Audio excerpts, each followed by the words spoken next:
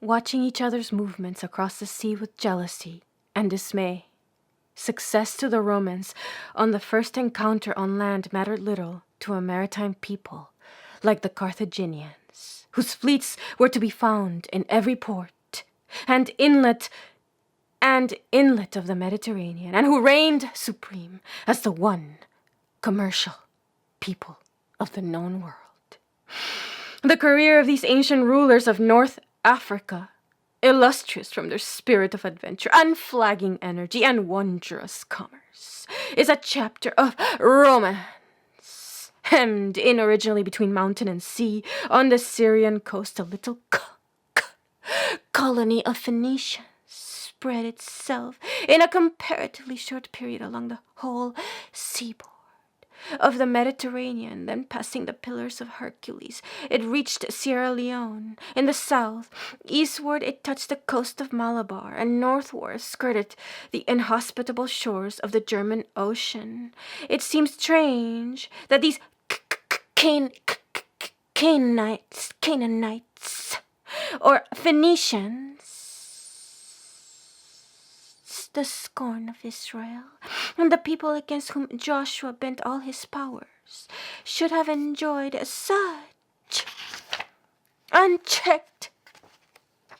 such an unchecked career, making themselves the sole navigators of every sea, and finally founding a city which stood unrivaled for more than 700 years. Through their hands, as Mommsen has observed, passed grain, ivory, and skins from Libya, slaves from the Sudan, purple and cedar from Tyre, frankincense from Arabia, copper from Cyprus, iron from Elba, tin from Cornwall, wine from Greece, silver from Spain, and gold and precious stones from Malabar. As a nation of traders and navigators, they established themselves on the coast, and wherever they settled, depots and factories of various kinds were erected. We do not find them in the interior of a country, neither do we hear of alliances with the people with whom they came into contact, nor of their impressing barbarian tribes with any notions of the advantages of civilization. In the field of intellectual acquirements, the Carthaginians, as the descendant of the Phoenician, has no place, and his skill in the gentler arts of life has no recognition. We find no native architecture, nor do we hear of any industrial art worth recording. Carthage, it is true, became the metropolis of their widespread kingdom, and one of the wealthiest cities of the world.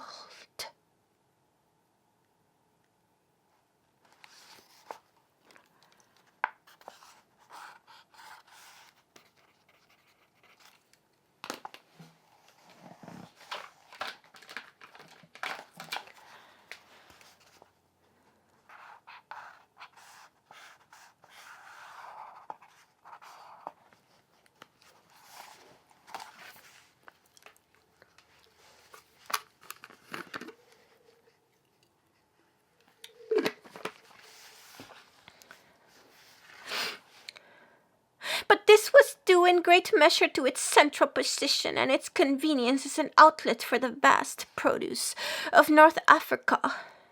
Temples and stately edifices adorned its streets, and the remains of great constructional works still attest the solid grandeur of the city.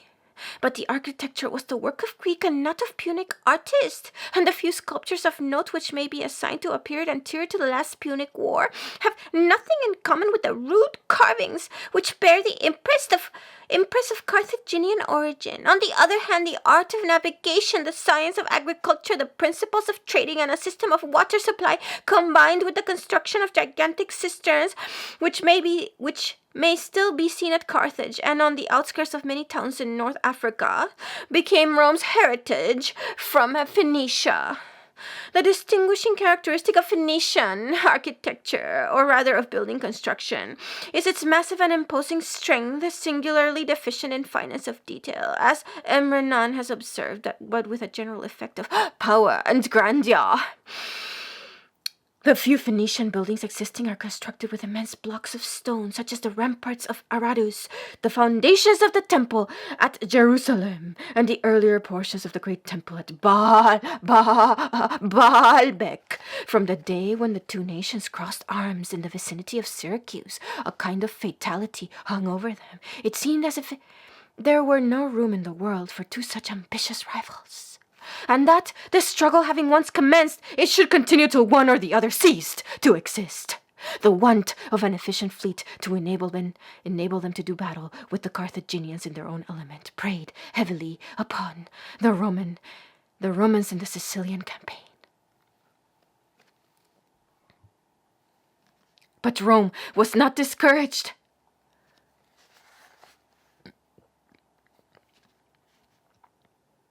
With that strength of will which always characterized her people, she set to work to create a navy.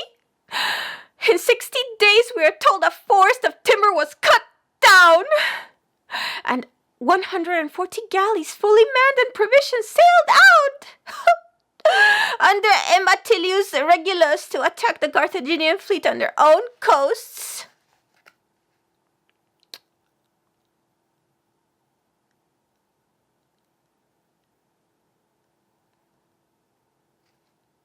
Polybius.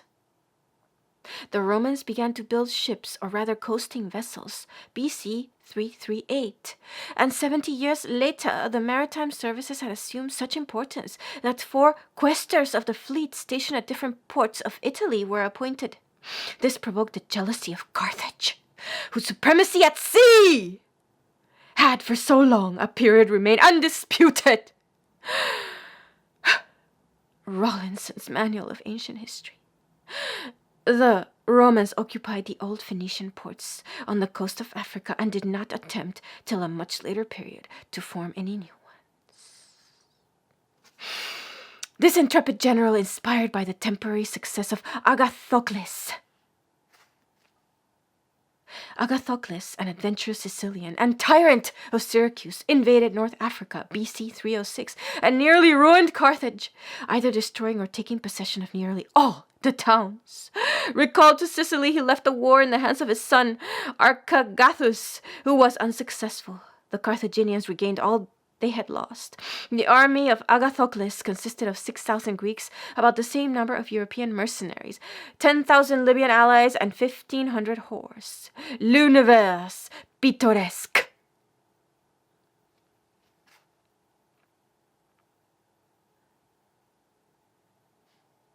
This intrepid general, inspired by the temporary success of Agathocles, the Sicilian, in his invasion of Carthaginian territory, contemplated a similar adventure. He captured more than 200 towns and villages, and landing Italian troops for the first time on African soil, paved the way for a more permanent occupation which was to take place after the lapse of nearly 100 years. There is nothing on record to indicate that the Roman people, so little accustomed to maritime warfare and with a superstitious dread of the sea, encouraged so hazardous an undertaking. Regulus followed the banks of the Bagradas, laid siege to Utina, and subsequently took Tunis. The Carthaginians engaged Greek mercenaries, led by Xanthippus and Lacedaemonian, who brought the war to a close. The Romans were defeated and their fleet destroyed by a tempest.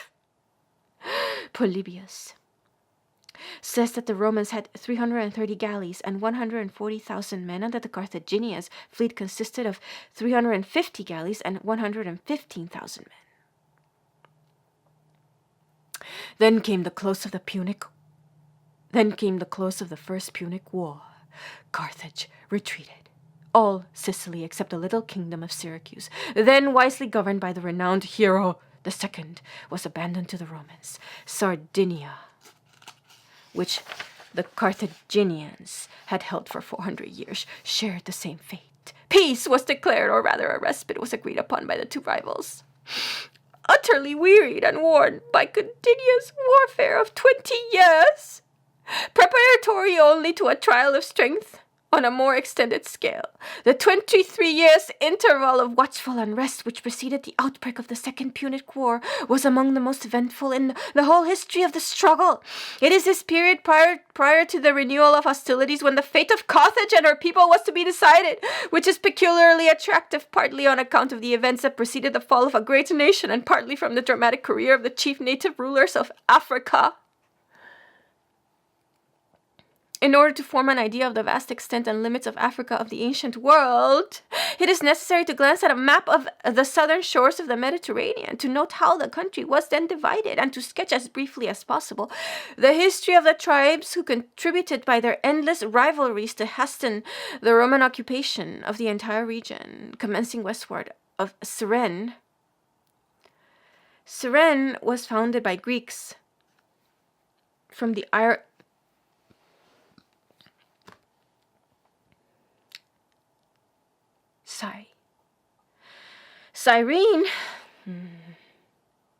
Cyrene was founded by Greeks from the island of Thera, one of the Sporades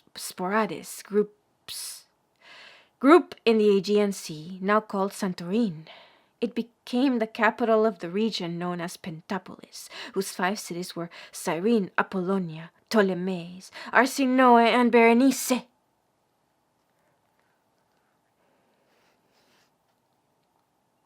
Commencing westward of Cyrene, a Greek colony founded about BC 630, and though afterwards part of the Roman Empire, yet never recognized as part of North Africa.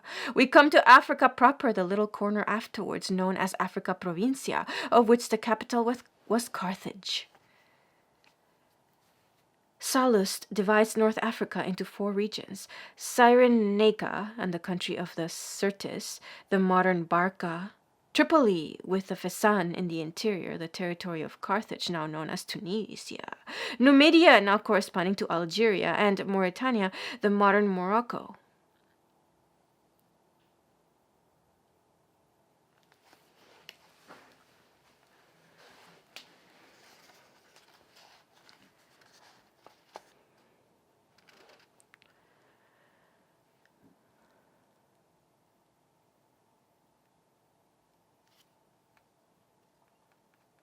Westward of this was the country of a people whom Greeks and Romans were accustomed to call nomades or Numidians, divided between the Massilians on the east and the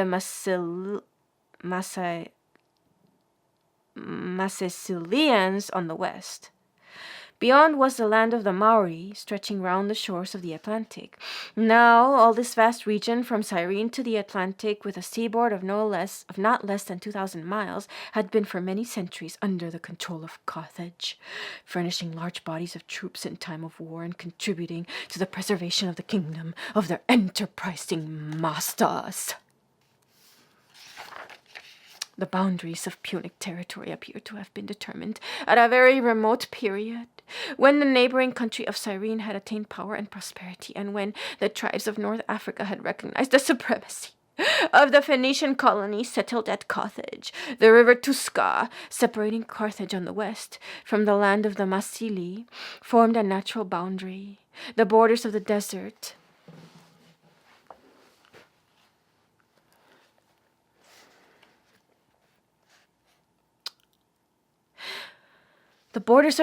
were also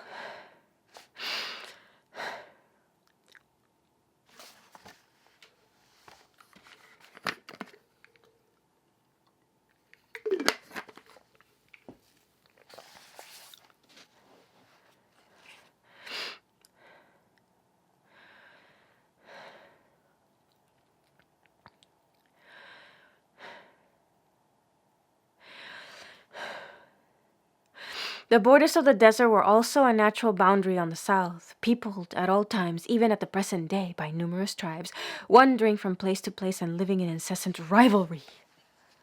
The country in the south between Mount Atlas and the Sahara, as far as the Niger, was inhabited by the Getuli and Melanogetuli, the Muslim Tuaregs, or as they are now called, Tuaregs.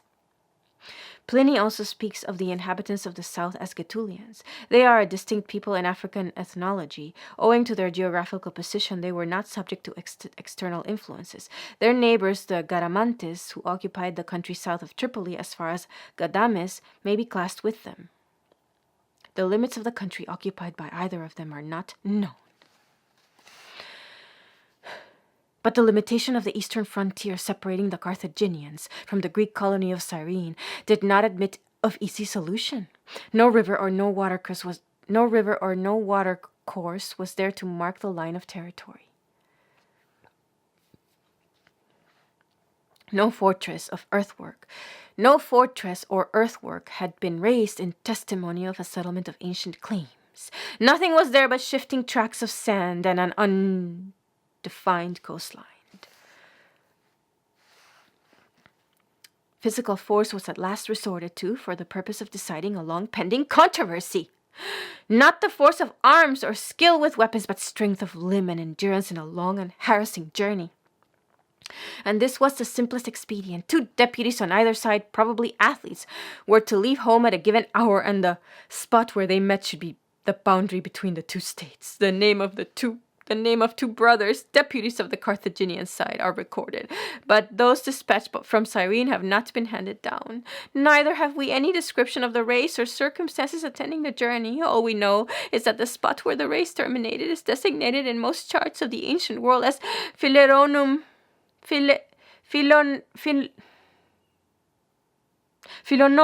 Arae, and we are told that the Cyrenians, having covered but a small distance compared with their opponents, accused them of having started before the time agreed upon. Like many a schoolboy who is worsted in a youthful encounter, they endeavored to account for the defeat by imputing to their adversaries that they had not played fair. A quarrel ensued, but the Philoeni brothers, as the representatives of Carthage, stood firm, rooted as it were to the spot, to the end.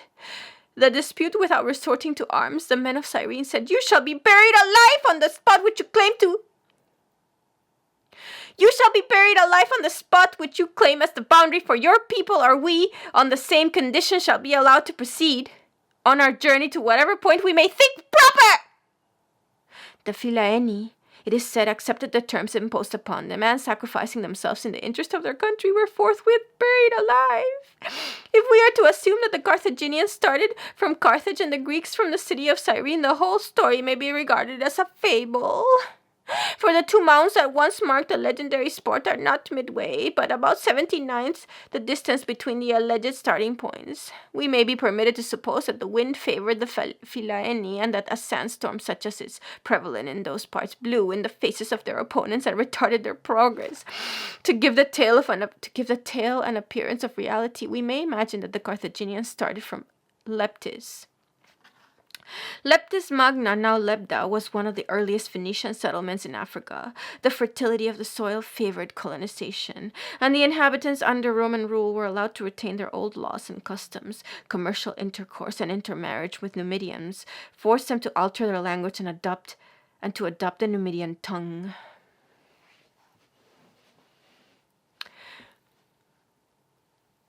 To give the tale an appearance of reality, we may imagine that the Carthaginians started from Leptis and not from Carthage, for the mounds or altars consecrated to these heroic brothers were nearly midway between that city and Cyrene. Now Leptis was at that period a city of wealth and magnitude, and took rank with Utica as one of the chief Phoenician colonies founded by Sidonians in a prehistoric age. It grew into importance long before Carthage had attained the climax of its prosperity, and was regarded by the Carthaginians as one of their choicest possessions. Whether this old world story of the Philaeni is to be read in the light of a fable or is based upon some incident in the settlement of a long disputed boundary matters little. After a lapse of more than 2,500 years, the historian and the geographer have accepted the legend and honored it with a place in their records which time will never obliterate, never. But whether true or not, we may receive the narrative in the form in which it has been handed down. It is good for us to think that the spirit of patriotism inspired men in the old world as in the new, in the exercise of heroic deeds, and that self-sacrifice in a country's honor has never been found wanting in the hour of need. Strabo says that a tower called Euphrantus was the boundary between Cyrene and Carthaginian territory. The altars of the Philaeni were a little to the east of this. They fell to ruin about BC 350. These mounds or altars, if they ever existed, may have had some resemblance to the tombs of the two Horati near Alba, erected BC 640. These had a podium or wall of stone surmounted by a cone of earth. The territory occupied by Carthaginians formed only a small portion of North Africa, as we have already observed, at the time of the Roman invasion, which may be regarded as the opening of the last chapter in the history of the Second Punic War. The country west of Carthage was under the rule of Gala, the tribes beyond being governed by Syphax, the most powerful of African kings of that period. The rivalry of these two potentates and their wavering policy contributed largely to the success of the Romans in the impending war. It was impossible for both these kings to form simultaneous alliances with either Roman or Carthaginian.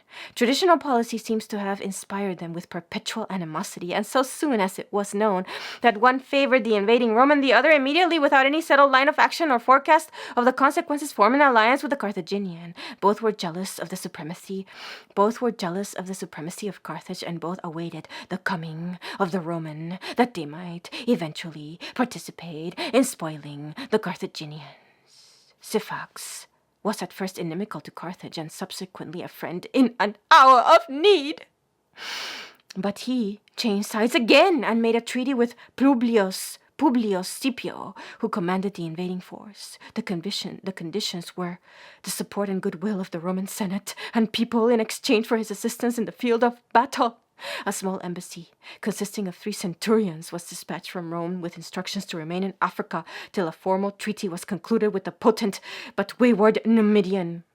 Syphax was flattered by the attention, entertained the ambassadors with princely hospitality, and requested that one of the centurions should be allowed to instruct his soldiers in the Roman methods of warfare. Numidians, he said, are only horsemen. They know nothing about infantry. Teach them. The request was complied with, and bodies of Numidians, drilled after the manner of Roman infantry, were at once formed for the purpose of defeating Carthage in the plains. When the next war broke